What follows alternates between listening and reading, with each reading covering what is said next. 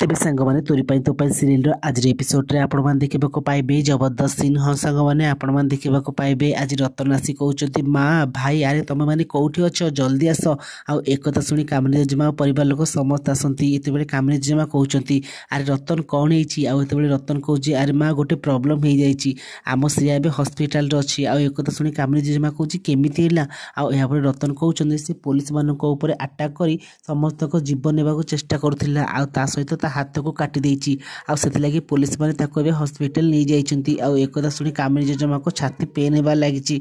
आउ एतेबेले सुगंधा कहउछंती अरे माँ आपण जमा व्यस्त होंतुनी आमे एबे ही तुमको हॉस्पिटल नहीं जाउछु। आउ एमिति कहि जेजेमा सहित पूरा परिवार लोक रोही की देखा करने को चली जाती। एतेबेले दुर्गा और ताको माँ बहुत जोर से हसबे आउ कहबे एई तो मात्र आरंभ।